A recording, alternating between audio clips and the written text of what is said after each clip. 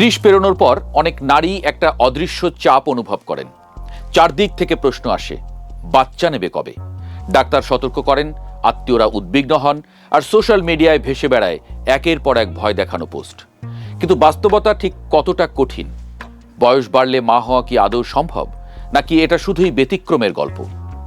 চিকিৎসা বিজ্ঞান আজ কতদূর এগিয়েছে, আর একজন নারী নিজে কি করতে পারেন, তা নিয়েই আজকের বিশ্লেষণ।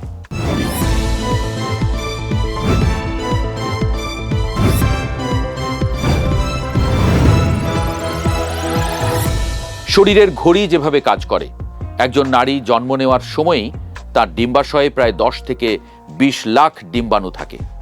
বয়ঃসন্ধির সময় সেই সংখ্যা নেমে আসে প্রায় 3 লাখে। আর প্রতি মাসে মাসিক চক্রের সঙ্গে সঙ্গে সেই ভাণ্ডার ক্রমেই ছোট হতে থাকে। শুধু সংখ্যা নয়, গুণগত মানও কমে যায়। 30 বছরের পর ডিম্বাণুর মানে ধীরে ধীরে পরিবর্তন আসতে শুরু করে। 35-এর পর সেই পরিবর্তন আরও দ্রুত হয়, ফলে গর্ভধারণ করাটা কঠিন হয়। আর গর্ভধারণ করলেও গর্ভপাতের ঝুঁকি বাড়ে। বিশেষজ্ঞরা বলেন, একজন 25 বছর বয়সী নারীর প্রতি মাসে স্বাভাবিকভাবে গর্ভধারণের সম্ভাবনা প্রায় 20 থেকে 25%। 35-এ সেটা নেমে আসে 15%-এর কাছাকাছি। আর 40-এ পৌঁছে যায় সেই সংখ্যা মাত্র 5%-এর আশেপাশে। কিন্তু এই পরিসংখ্যান মানেই শেষ নয়। কিন্তু এই পরিসংখ্যান মানে সতর্ক থাকতে হবে, চেষ্টা বন্ধ করা যাবে না। কোন কোন জটিলতা তৈরি হতে পারে?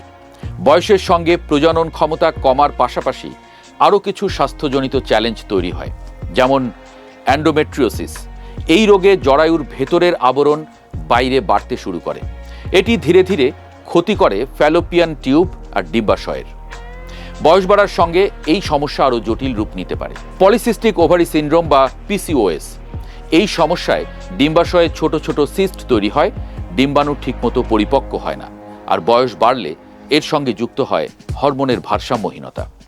এছাড়া জরায়ুতে ফাইব্রয়েড বা টিউমার, ফ্যালোপিয়ান টিউব বন্ধ হয়ে যাওয়া, এসব সমস্যা বয়স বাড়ার সঙ্গে সঙ্গে বাড়তে পারে। ফলে দেরিতে মা হওয়ার চেষ্টা করলে শুধু বয়সের প্রশ্ন থাকে না, সামগ্রিক শারীরিক স্বাস্থ্যের পুরো চিত্রটা দেখতে হয়। প্রথম কাজ, সঠিক সময়ে সঠিক পরীক্ষা। 30 পেরোনোর পর যদি মা হওয়ার পরিকল্পনা থাকে, তাহলে প্রথম কাজ হলো দেরি না করে একজন বিশেষজ্ঞ গাইনোকোলজিস্ট বা ফার্টিলিটি বিশেষজ্ঞের কাছে যাওয়া।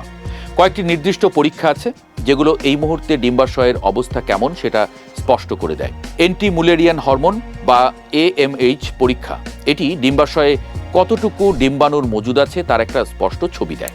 ফলিকল স্টিমুলেটিং হরমোন বা FSH পরীক্ষাও করা হয়। আর আল্ট্রাসাউন্ডে দেখা হয় অ্যান্ট্রাল ফলিকেলের সংখ্যা, অর্থাৎ এই মাসে কতগুলো ডিম্বাণু পরিপক্ক হওয়ার পথে আছে। এসব পরীক্ষার ফলাফল দেখেই চিকিৎসক বলতে পারবেন স্বাভাবিকভাবে চেষ্টা করবেন নাকি চিকিৎসার সহায়তা নিতে হবে। আধুনিক চিকিৎসা যেভাবে সাহায্য করছে, চিকিৎসা বিজ্ঞান এই মুহূর্তে যেখানে দাঁড়িয়ে আছে, সেখানে বয়সের বাধা অনেকটাই অতিক্রম করা সম্ভব। কয়েকটি পথ খোলা আছে। IUI বা ইন্ট্রাইউরেটাইন ইনসেমিনেশন, এতে পুরুষের শুক্রাণু সরাসরি নারীর জরায়ুতে প্রবেশ করানো হয়। তুলনামূলক সহজ পদ্ধতি, খরচও কম, কিন্তু ফলাফলের হার সীমিত, বিশেষ করে বয়স যদি বেশি হয়। IVF বা ইনভিট্রো ফার্টিলাইজেশন, এটি সবচেয়ে পরিচিত এবং সবচেয়ে কার্যকর পদ্ধতি। নারীর শরীর থেকে ডিম্বাণু বের করে ল্যাবরেটরিতে শুক্রাণুর সঙ্গে মেলানো হয়, তৈরি হয় ভ্রূণ। সেই ভ্রূণ জরায়ুতে প্রতিস্থাপন করা হয়। 30 পেরোনো নারীদের মধ্যেও এই পদ্ধতিতে সাফল্য আসছে নিয়মিত।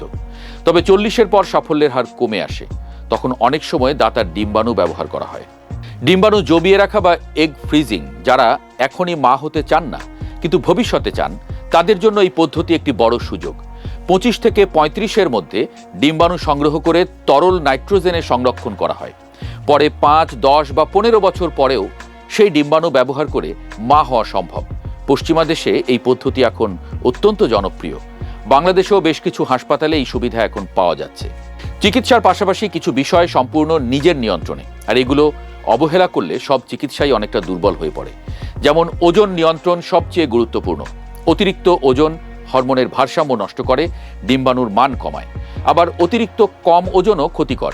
বিশেষজ্ঞরা বলেন, স্বাভাবিক BMI বজায় রাখলে স্বাভাবিক গর্ভধারণের সম্ভাবনা উল্লেখযোগ্যভাবে বাড়ে। ধূমপান এবং অ্যালকোহল, এই দুটি সরাসরি ডিম্বাণুর মান নষ্ট করে। যারা মা হবার চেষ্টা করছেন তাদের জন্য এটি একটি অপরিহার্য সিদ্ধান্ত। মানসিক চাপ বা স্ট্রেস একটি বড় শত্রু। দীর্ঘমেয়াদী মানসিক চাপ কর্টিসল হরমোনের মাত্রা বাড়িয়ে দেয়, যা সরাসরি প্রজনন হরমোনের উপরে প্রভাব ফেলে। ফলে যোগব্যায়াম, মেডিটেশন বা যে কোনো স্ট্রেস ম্যানেজমেন্টের পদ্ধতি এই যাত্রায় সত্যিকারের সহায়ক। ফলিক অ্যাসিড এবং ভিটামিন ডি সাপ্লিমেন্ট এগুলো চিকিৎসকের পরামর্শ মতো শুরু করা উচিত মা হবার চেষ্টা শুরুর অন্তত 3 মাস আগে থেকেই। দেরিতে মা হতে চাইলে যে ঝুঁকিগুলো জানা দরকার। 35-এর পর গর্ভধারণ করলে কিছু বাড়তি ঝুঁকি থাকে, এটা অস্বীকার করলে চলবে না। গর্ভকালীন ডায়াবেটিস এবং উচ্চ রক্তচাপের ঝুঁকি বাড়ে। সিজারিয়ান ডেলিভারির সম্ভাবনা বেশি থাকে। আর ক্রোমোজোমজনিত সমস্যা যেমন ডাউন সিনড্রোম এর ঝুঁকি বয়সের সঙ্গে বাড়ে। তাই বয়স বেশি হলে প্রিন্যাটাল স্ক্রিনিং এবং জেনেটিক পরীক্ষা বিশেষভাবে গুরুত্বপূর্ণ। কিন্তু এই ঝুঁকিগুলোর মানে হলো সতর্কভাবে চিকিৎসকের তত্ত্বাবধানে এগিয়ে যাওয়া। বিশ্বজুড়ে প্রতি বছর লাখ লাখ নারী 40-এর পরেও সুস্থ সন্তানের মা হচ্ছেন, নিয়মিত ফলো আপ আর সঠিক যত্নের মাধ্যমে। ঘড়ির কাঁটা সত্যি থামানো যায় না, কিন্তু চিকিৎসা বিজ্ঞান আজ এমন এক জায়গায় দাঁড়িয়ে আছে যেখানে বয়স একটি চ্যালেঞ্জ, অন্তরায় নয়। দরকার সঠিক সময়ে সঠিক সিদ্ধান্ত, একজন বিশ্বস্ত চিকিৎসক আর নিজের শরীরের প্রতি সততা। বাংলাদেশে এখনো অনেক নারী এই বিষয়গুলো খোলাখুলি আলোচনা করতে সংকোচ বোধ করেন, অথচ যত দেরি হয় বিকল্পগুলো তত সংকুচিত হয়। ফলে সিদ্ধান্ত যাই হোক, আগে জানতে হবে। আর জানার প্রথম ধাপ হলো ডাক্তারের কাছে যাওয়া, লজ্জা নয়, প্রস্তুতি নিয়ে। মা হওয়ার স্বপ্ন বয়সের সঙ্গে পূরণ হয় না, শুধু পথটা একটু বদলে যায়।